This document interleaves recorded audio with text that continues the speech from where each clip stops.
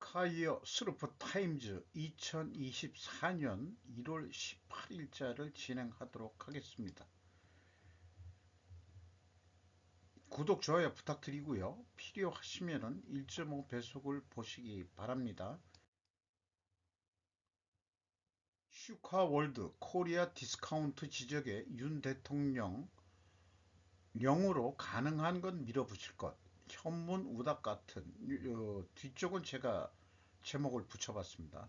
정민아 기자가 조선비즈에서 보도를 했습니다.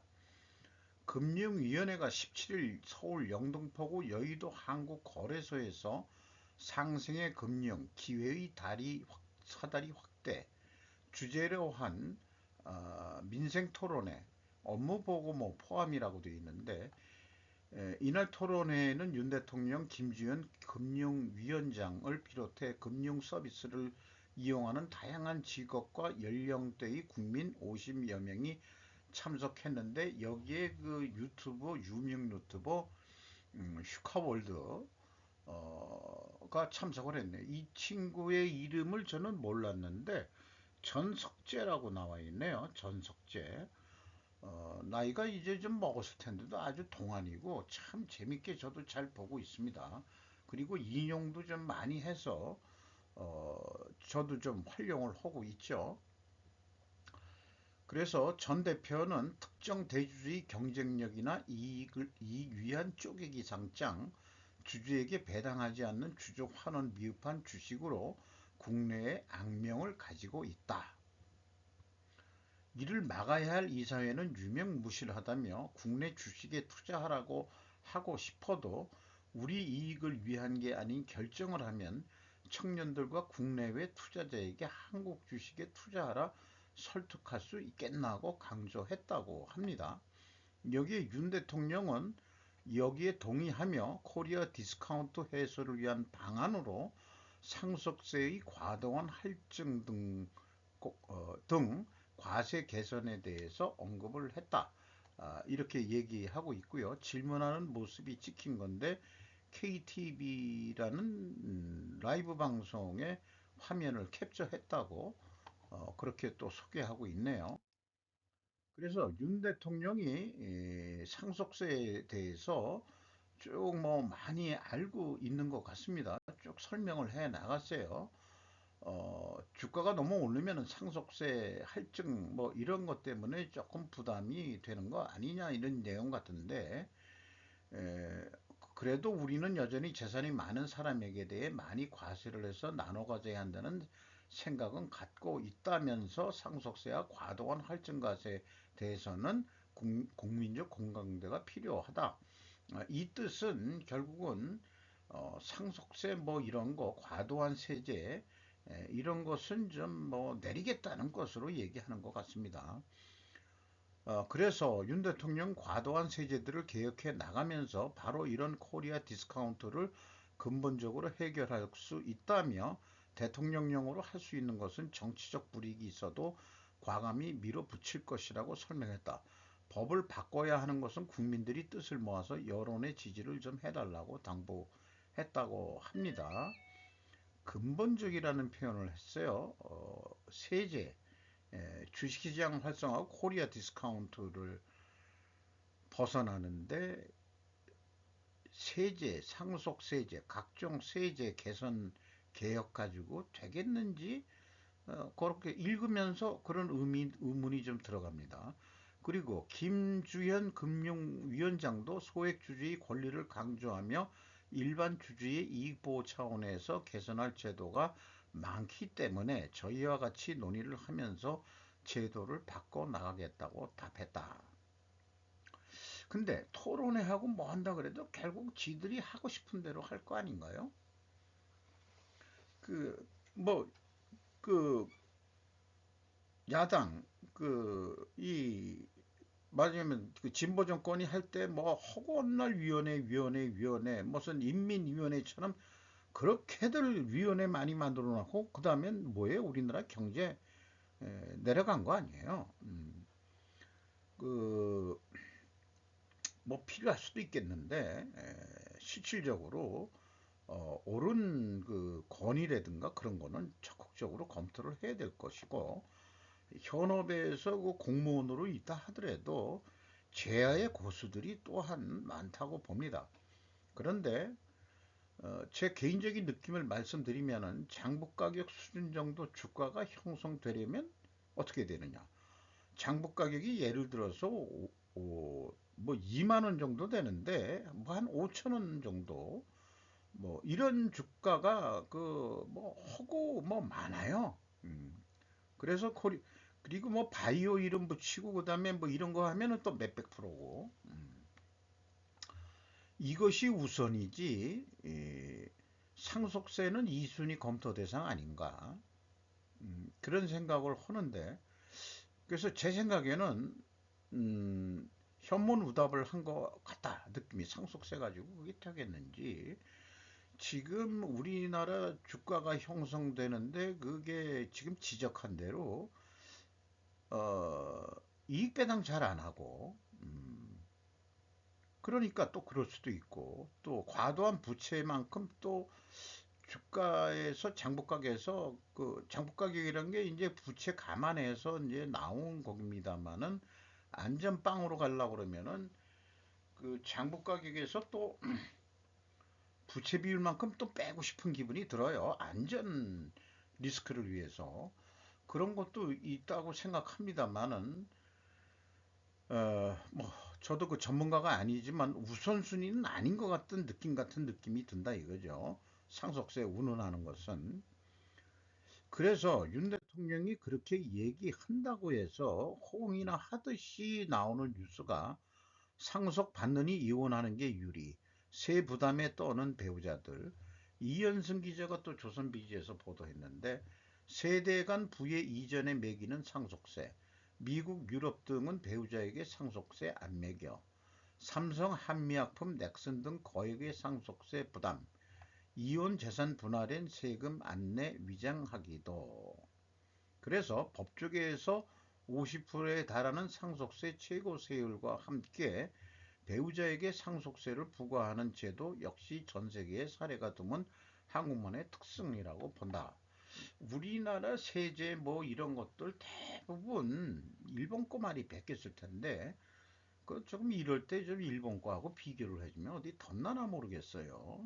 일본도 뭐 상속세가 있다고 그러는데 어쨌든 삼성이 뭐 들이다 많이 팔고 있다는 뉴스가 많이 나왔죠. 팔아가지고 세금 낸다 그러고 또 미술관에 그 고생해서 모은 그 예술품들을 기증해가지고 공제 받으려고 했다 그러고 이번에 뭐 한미그룹이 뭐 오시아하고 합병한다는데도 뭐 이런 문제도 좀 있는 것 같기도 하고요. 현재 상속세가 과도하는 데는 정부 모두 공감대를 갖고 있다. 윤석열 대통령은 17일 아까 앞전에 얘기한 대로 17일 한국거래소에서 개최한 민생토론회에서 상속세가 과대한 할증과세라고 하는 데 대해 국민적인 공감대가 필요하다고 말했다라고 또 소개를 하고 있습니다. 아, 요것이 이제 뭐윤 대통령이 하는 얘기 같은데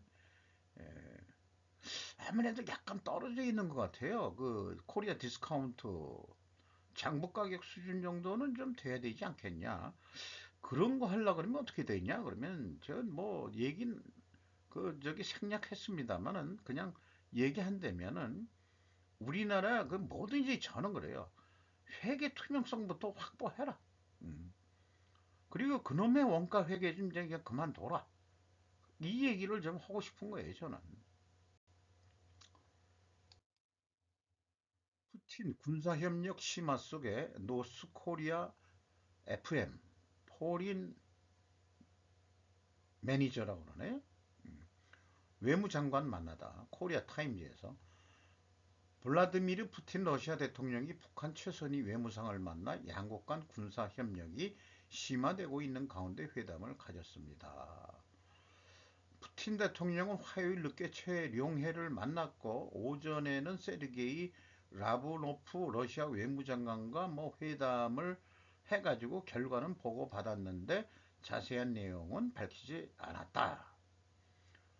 최룡해는 라브로프 장관의 초청으로 러시아를 3일간 이번에 방문해가지고 자관 어쨌든 그 북한의 무기 프로그램을 기술적으로 지원하는 대가로 러시아가 우크라이나와의 전쟁에 사용할 무기를 제공하는 등 양국 간 군사 협력이 심화되는 가운데 이루어졌다. 이렇게 소개를 하고 있고요. 크렘린궁은 북한을 가장 가까운 이웃 이자 파트너라고 부르며 모든 분야에서 북한과의 파트너십을 더욱 발전시킬 계획이라고 말했다. 그런데 아직 북한 관영 매체들은 이 최용해 그 외무상의 방러 내용을 아직 보도하지 않고 있다. 이렇게까지 또 소개하고 있네요. 그래서 가장 가까운 이웃이자 파트너라고 그러면은 동맹은 아니란 얘기 같다. 이게 지금 동맹은 영어로 얼라이언스라고 그러나? 얼라이언스라고 그랬는데 가장 가까운 이웃, 국경을 맞대고 있으니까 가까운 이익이기도 하겠지. 우리나라는 어찌어찌 하다 보니까 중국, 북한 같은 경우, 북한의 경우는 중국하고 국경을 길게 맺고 있고요. 러시아하고는 그 두만강, 그 조그만 그것 때문에 중국 애들이 거길 못 나오는 거예요. 러시아 때문에. 그 아주 미칠 거예요. 동해로 나가야 되는데 동해로 가려 그러면 저 참 그 우리나라하고 그 일본해를 거쳐가지고 나가야 되니까 만약에 그 러시아가 그 북한하고 국경이 그 두만강에 없었다면은 그게 그 사실 거기가 또 조선족 자치주거든요. 어쨌든 그걸로 중국 애들은 뭔가 항구를 만들어가지고 뚫고 나왔을 것 같아요. 내 생각에는. 지금 같아서는 그렇게 느껴집니다. 그거 어떻게 그렇게 참 됐는지. 그 러시아하고 이제 철도가 또 연결이 돼 있고 그렇죠. 김정은이는 비행기 타는 게 무서워가지고 항상 철도 타고 다니니까. 최영애는 비행기 타고 갔겠죠. 그렇게 생각이 됩니다. 이런 뉴스가 나오는 시점에 또 이런 뉴스가 이제 나오네요. 북한 전력 모자라 열차가 언덕길 못 오르고 전복돼가지고 시체 처리 전단 반도 방지혁 기자가 또 조선 비지에서 보도를 했는데 사고 수습 시체 처리 전담반 조직해서 사망자 400명 넘어 지난해 12월 26일 날 그런데 이제 그 상극한에 탄 탑승 간부들은 그게 전복이 안 되고 굴러떨어지지 않아 가지고 살아남았다고 또 그럽니다. 평양에서 출발해 한경남도 검도 금골로 향하던 여객 열차가 그 고개에서 전기 부족이라고 돼 있는데 음, 넘지 못해 전복되면서 수백 명의 사망자가 발생했다고 미 자유아시아 방송 RFA가 16일 현지 시각에 보도했다. 북한 당국은 시체 처리 전담반까지 조직했지만 여전히 사고 수습이 계속되고 있는 것으로 알려졌다. 사고가 난 금골행 열차는 한경남도 단천역을 지나 동암역에서부터 리파역 사이 높은 고개를 넘으려고 시도하다가 노후화된 철로와 전력난으로 넘어가지 못하고 밀리면서 전복됐다고 RFA는 전했다. 이런 얘기를 무슨 통신을 통해서 북한 어떤 연락책들이 있겠죠. 기관사가 제동했으나 밀려 내려가는 열차가 가속도가 붙으면서 신평역 인근 상구비를 돌 때 가운데 열차가 탈선하면서 열차 뒷부분 객차들이 산 밑으로 떨어졌고 그냥 그 평지에서 절룩된 게 아니고 산골짜기로 이 열차가 떨어졌으니 아이고 이건 뭐 사망이겠네요. 계속해 동암역으로 가던 도중 연이어 열차가 탈선해 골짜기로 굴러 떨어졌다고 증언했다. 이렇게 돼 있네요.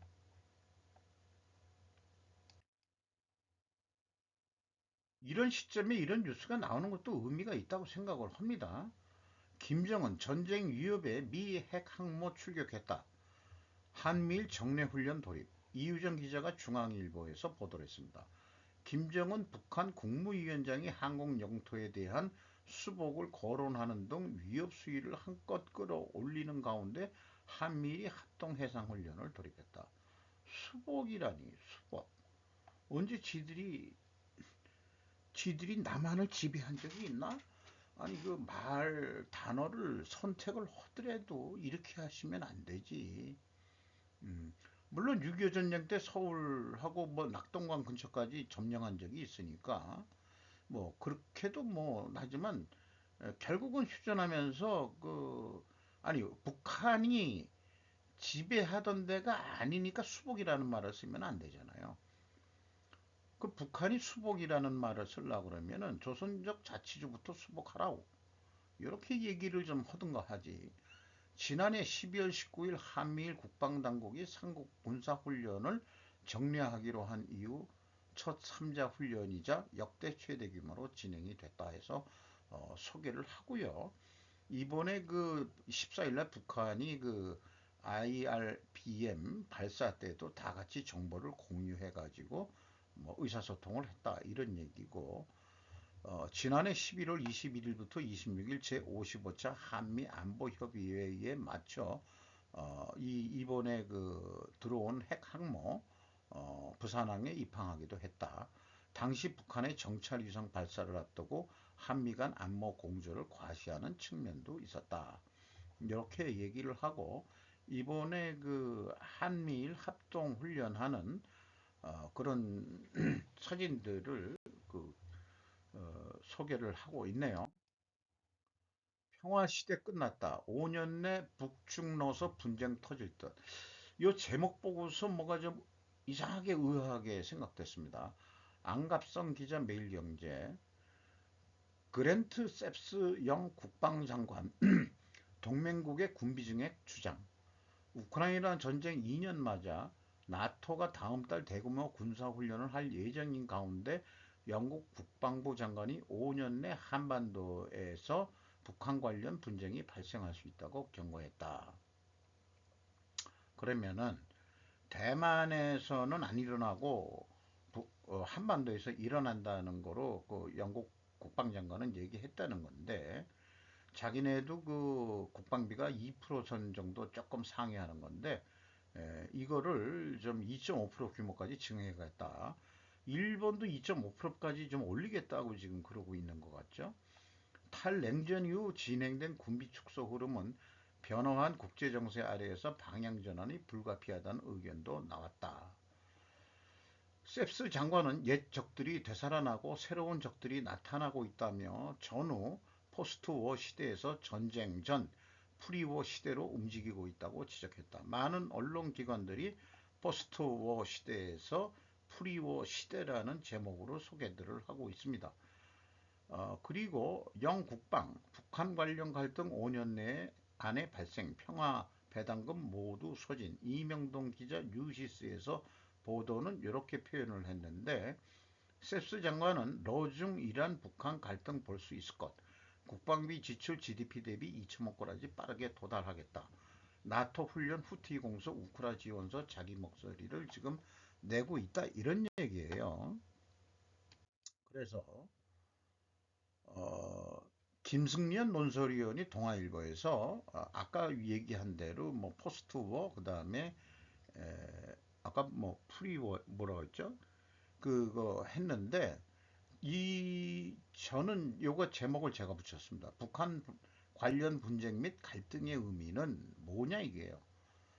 탈냉전 평화를 벗어나 새로운 전쟁 시대의 전야가 된 지금 미국과 영국이 보는 적대 세력의 러시아 외에 중국, 이란, 북한이 추가된 것은 시사하는 바가 크다.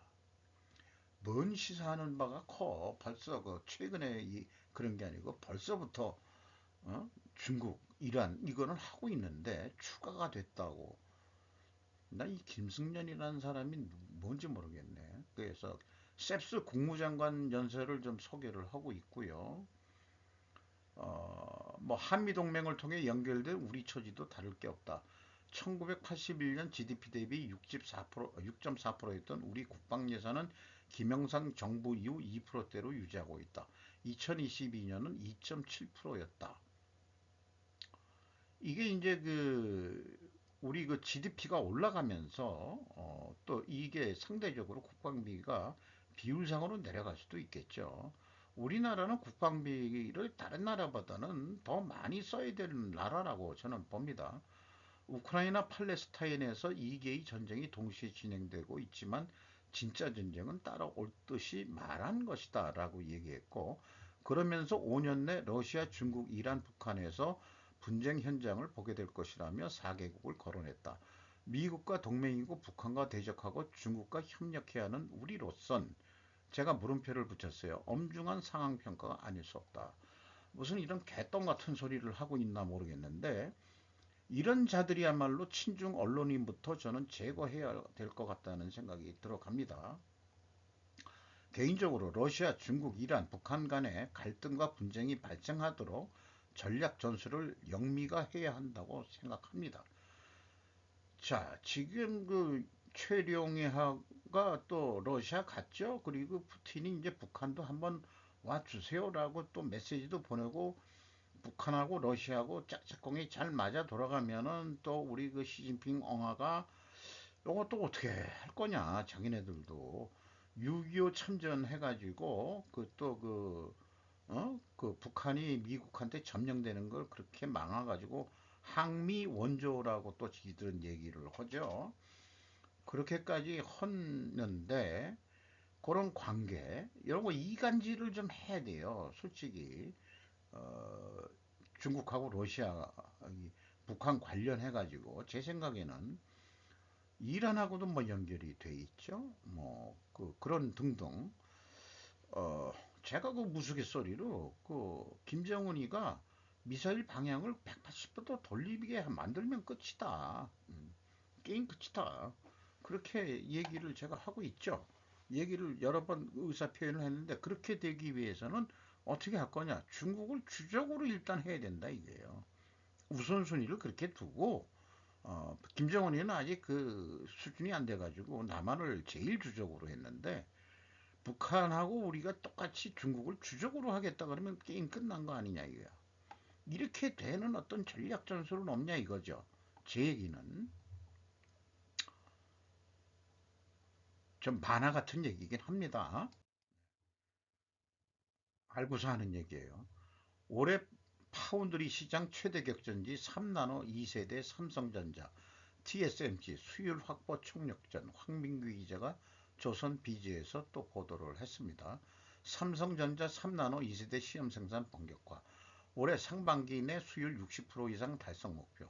수율이 이렇게 낮았나? 그 나머지 40%는 폐기된다는 거 아니에요? 이 폐기되는 거 다시 재활용해야 됩니다. 그런 재활용 업체가 또 있어요? 아니, 재활용해서 거기서 그 금은 빼내고 뭐 이런 기술이 또 필요한 겁니다. TSMC, NVIDIA, AMD 등 대형 고객사 물량 수주 예상. 이건 평택의 삼성전자 공장이고, 그래서 그 TSMC 때 뺏겼던 고객사를 다시 삼성전자로 돌릴 수 있는 계기가 될 것으로 보인다라고 소개를 하고 있네요.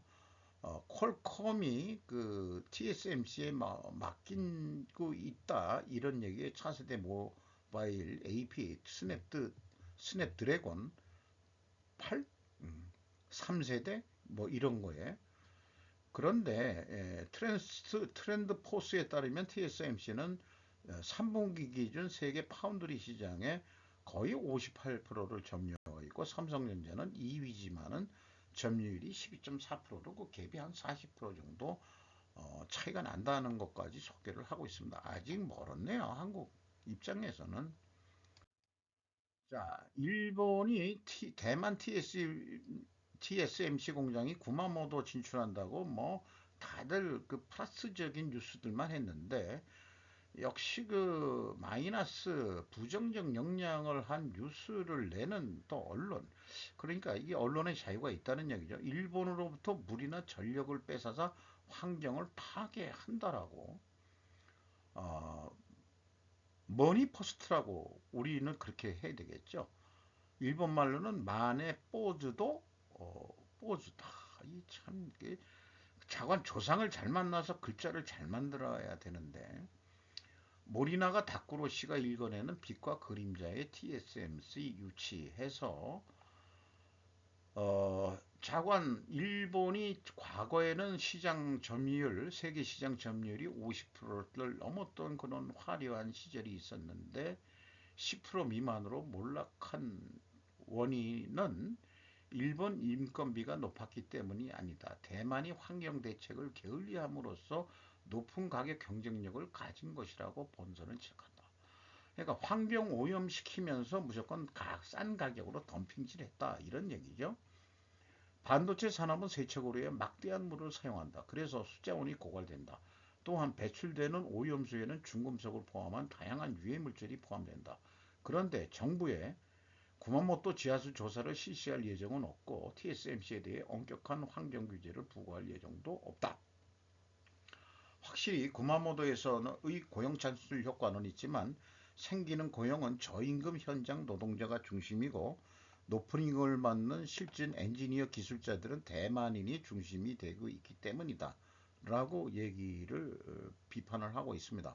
게다가 구마모토 공장에서 만들어지는 반도체는 회로폭이 12나노 이상으로 현재 미세화 기술이 최첨단인 3나노에서는 월등히 뒤떨어진 기술인데 그런 거 들어온다고 뭐 좋아하고 자빠졌냐 이런 식으로 지금 비판의 글을 낸 것 같습니다.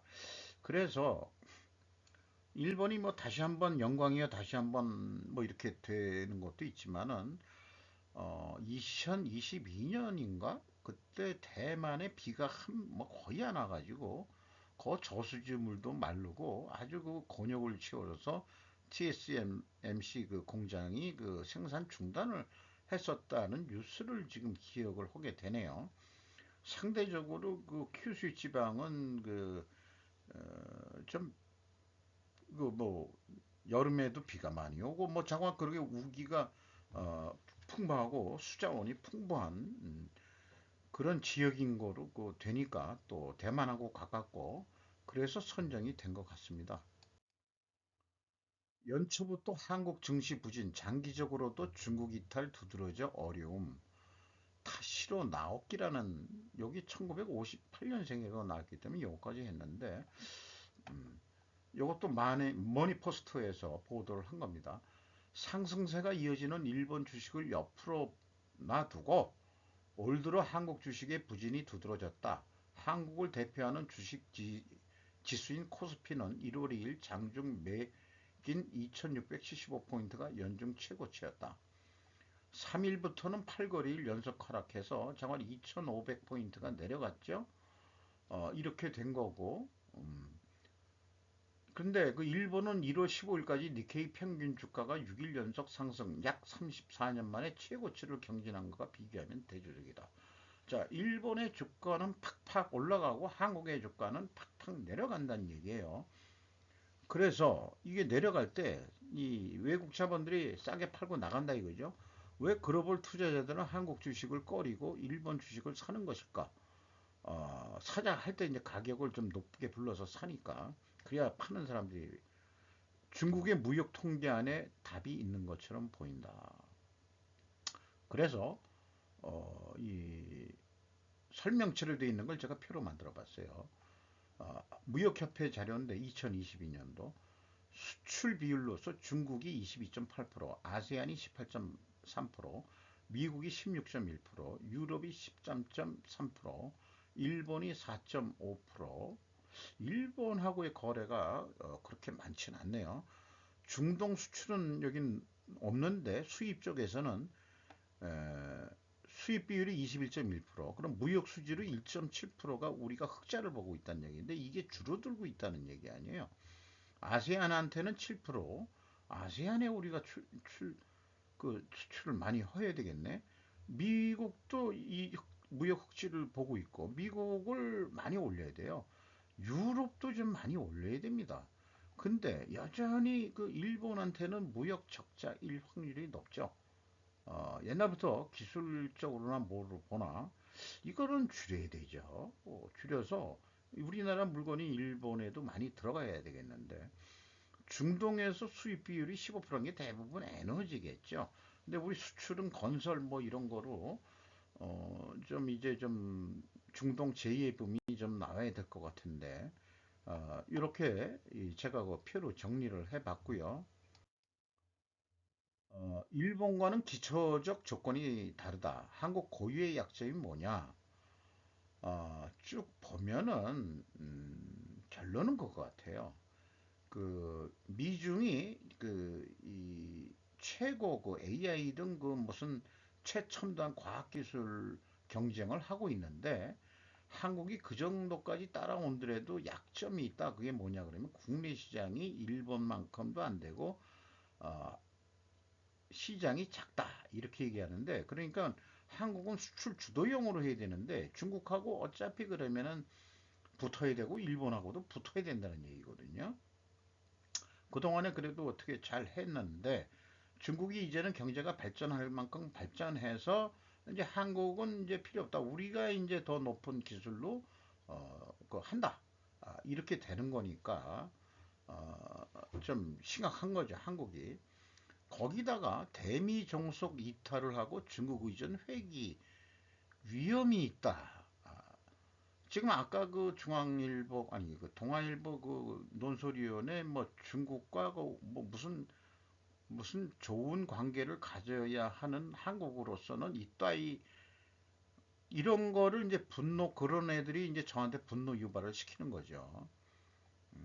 감정적인 거니까 조금 참으면 또 숙여지겠지만은 바이든 행정부는 미국이 중심이 돼 동맹국들을 끌어들여 대중 포위망을 만들려고 한다. 디커플링은 무리라고 해도 조금이라도 디리스킹을 진행하고 싶다고 생각하고 있는 것 같다. 디리스킹이나 디카플링이나 그놈이 그놈이라고 저는 똑같다고 생각합니다. 어쨌든 중국을 포위하게 돼 있는데 한국이 지금 경제가 안 좋다 그래가지고 역시 중국하고 해야 돼 이런 지금 중국하고 거래해서 돈 번 애들이 그렇게 되는 거예요. 그 돈 벌고 중국 그 해서 돈 번 사람들한테 뇌물 처먹은 정치인 새끼들이 친중 정치인들이 되고 그러는 거죠. 대국적으로 중국에 의존하겠다고 하는 놈 새끼들은 미안합니다. 제가 좀 놈 새끼를 제가 그 욕으로 생각 안 하고 보통 언어로 하기 때문에 드리는 말씀이에요. 그리고 대미종속이라고 또 표현하잖아요. 네. 친미, 친중 이렇게 얘기할 수도 있는데 요거를 일본 언론인은 요거를 중국 의전 대미 정속이라고 표현했습니다. 그래서 주가가 부진하는 이유는 한국이 대미 정속 이탈하기 때문에 그런 거 아니냐. 그리고 중국 의전 회귀 위험이 커지고 있음을 보여주는 징후일 수 있다 해가지고 지금 우리가 중국하고 다시 친해지려고 뭐 그런 노력들을 하나요? 음, 아니 어차피 계획을 하는 것도 있고 뭐 하지만 어느 정도냐가 문제지. 그런 건데 대미종속 이탈은 산업자본이 아닌 글로벌 금융자본에 대한 제재 때문 아닌가 하는 느낌이 들어와요. 시중은행이 사실 50% 이상을 외국 자본이 가지고 있죠. 그러면 어쨌든 영향을 끼칠 거 아니에요. 그런데 시중은행이 그동안에 그 이자 놀이에서 돈을 엄청 많이 받았다고 정부가 지금 공격하고 있죠. 그러니까 이제 대출 금리 좀 내려가지고 좀 싸게 하고 어쩌고 저쩌고 지금 압력을 주고 있고 은행장도 정부 쪽에 그 이 압력을 주고 있고 뭐 금융 금감원에서도 그 힘을 쓰고 이런 것들인 거 하고 연결이 되는 것 같아. 그런데 왜 그러냐 그러면은 그 미국 글로벌 자금들이 나쁜 새끼들이냐 그러면은 아니 미국 금리가 5.5% 아니에요. 그러면은 한국은 3.5% 아니에요. 어쨌든 3.5% 이상은 대출 금리를 받아가지고 자기네들도 돈 벌자고 돈을 투자한 건데 한국에 뭐 보국하려고 지금 자기네들이 투자했겠냐? 그건 아니지 않느냐. 그러니까 주가 내려가는 것은 이게 좀 한국 정부가 하는 꼴이 이상한데 그러면은 힘으로 보여줘야지 하고서 자본을 빼내고 있는 거 아니냐 이거예요. 그러면은 할 수 없이 중국에 붙어 중국도 망해가는데 중국에 붙으면 우리도 망하는 거예요. 그 벌써 1년 전에 이거 시작하게 된 동기도 박쥐처럼 되지 말라. 우리가 박쥐가 되면 이제 죽는다. 밤에만 나와가지고 남의 피나 흡혈귀가 돼서 살아가는 운명이 될 거다. 그렇게 얘기를 했죠. 자, 쉬어가는 페이지 같은 거로 2024년 미스 아메리카 왕관 현역 미 공군 장교에게 수여. 이쁘게 생겼네. 자관 미군 장교 비행사가 미스 코리아에 나왔던, 미스 아메리카에 나왔던 얘기예요. 그래서 그걸 소개하고 있는 거네요. 동일 인물인 게 맞습니다. 수상을 해가지고 너무 기뻐가지고 막 울먹울먹 하는데, 아우 좀 아줌마 같이 생겼어. 이거는 좀 젊게 보이는데, 어우 요거는 완전 뭐 감격해가지고 울면서 얘기하는 거니까 좀 그런 부분이 있네요. 하마스, 이란, 중국, 러시아, 북한이 만든 무기 조각을 가지고 싸웁니다. 마이클 비제커 AP에서 보도를 했어요. 자관 AP에서 여러 사진을 뽑아가지고 분석을 해보니까 어쨌든 그 하마스가 쓰는 게 이란, 중국, 러시아, 북한이 만든 무기 조각을 가지고 어떻게 자기네들이 꾸며가지고 해서 쓰고 있다. 그런 얘기를 지금 하고 있는 것 같습니다. 거기다가 최근에는 큰 돈이 안 들어가는 아주 그 가벼운 드론 같은 거로 폭탄, 그 자살 드론 같은 거 이런 거로 해서 전쟁의 양상이 지금 또 좀 베끼고 있다. 그렇게 또 소개를 하고 있네요. 상업용 기성 무인 항공기인 이 경량 소비형 드론의 가용성은 최근 몇 년 동안 전쟁을 근본적으로 이거를 무기로 써가지고 자살 드론으로 쓰면은 이거 골치 아프다 이거죠. 그런 것 같습니다. 마치도록 하겠습니다.